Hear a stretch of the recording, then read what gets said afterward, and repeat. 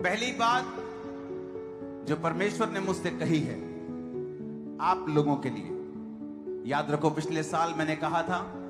2025 आसान नहीं होगा और लोगों को तब समझ नहीं आया था। मैंने कहा था यह मेहनत करने का साल होगा, लेकिन परमेश्वर हमारे साथ होगा और उसकी जय जो हमें मिली है यह बताती है कि शैतान शर्मिंदा है और परमेश्वर के वचन पूरे हुए। परमेश्वर ने मुझसे कहा है 2026 के लिए, आप लोगों के लिए, आप लोगों के लिए, अगर आप चाहते हैं कि 2026 जो कि दुनिया के ऊपर साइबर अटैक्स,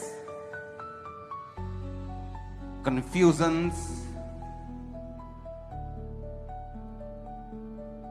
और टेक्नोलॉजी को एक कर्स के रूप में देखने का साल होगा लोगों के लिए, लेकिन परमेश्वर ने आपके लिए मुझे एक वचन दिया है।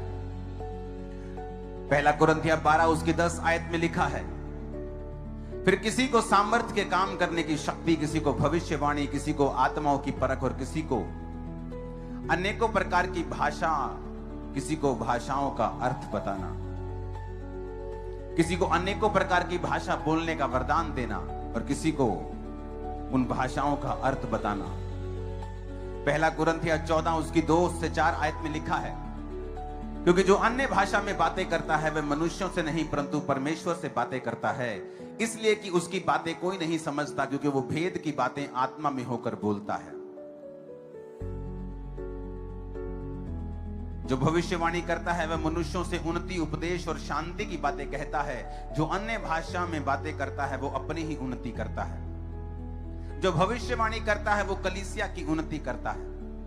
मरकुस 16 उसकी 17 आयत में लिखा है, विश्वास करने वालों में निशान होंगे कि वो मेरे नाम से दुष्ट आत्माओं को निकालेंगे, वो नई नई भाषाएं बोलेंगे।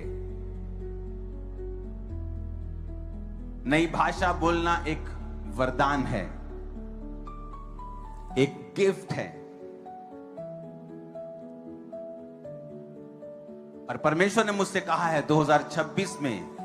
जो लोग बचना चाहते हैं, जो लोग जीत प्राप्त करना चाहते हैं, जो लोग सुपरनैचुरल मिरेकल्स को, हीलिंग्स को, इनकाउंटर्स को परमेश्वर के संग महसूस करना चाहते हैं, वो 2026 में आज तक जितना आप गैर भाषा में नहीं बोले उतना 2026 में बोलिए।